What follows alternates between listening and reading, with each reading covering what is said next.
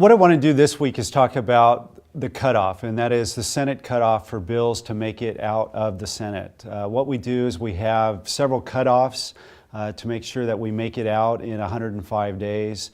Yesterday was the first big cutoff, and that was if it was a Senate policy bill, it had to be off the floor of the Senate. If it was a House policy bill, it had to be off the floor of the House.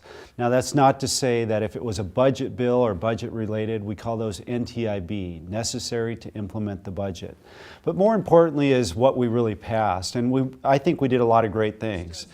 We passed a lot of bills going again to what we started out this session with, and that was jobs, education, and the budget. And we passed a lot of jobs bills, trying to streamline the process, trying to make it easier for employers, some dealing with unemployment insurance to make us more competitive.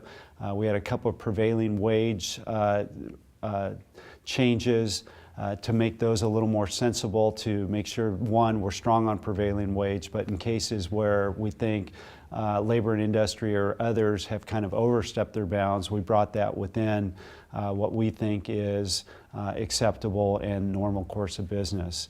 But more importantly, what we've done is we really created the atmosphere that I wanted to at the beginning of the session, and that is an attitude where we really do have a good bipartisan working relationship. If you look at the numbers, and a lot of times in politics people will say, you know, your budget is your policy or your numbers really tell the truth.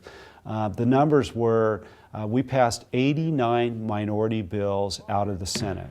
Now that is an all-time record as far as we can tell, as far as for a minority caucus. The previous high in terms of 2011, I think we had 54. So 89 was a big number.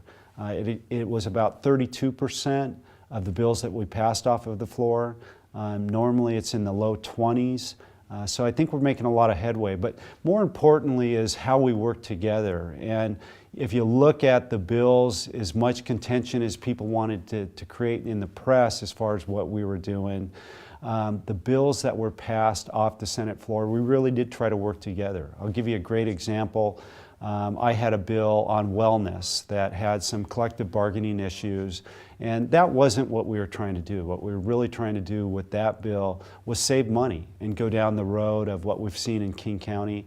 I worked with Senator Kaiser, who is one of the more ardent labor supporters in the Senate, and tried to work that bill where it would be acceptable to her and to us in making sure we had those savings. We were able to come up with a striking amendment that made that cause.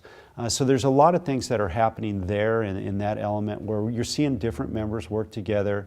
We're trying to take some of these bills that are controversial, make them less controversial.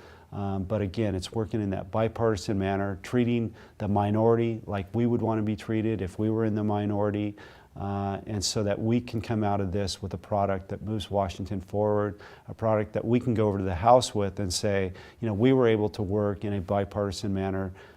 This is why this is a good bill. It worked for Democrats in the Senate, it worked for Republicans in the Senate, and it should work for the people here in Washington State.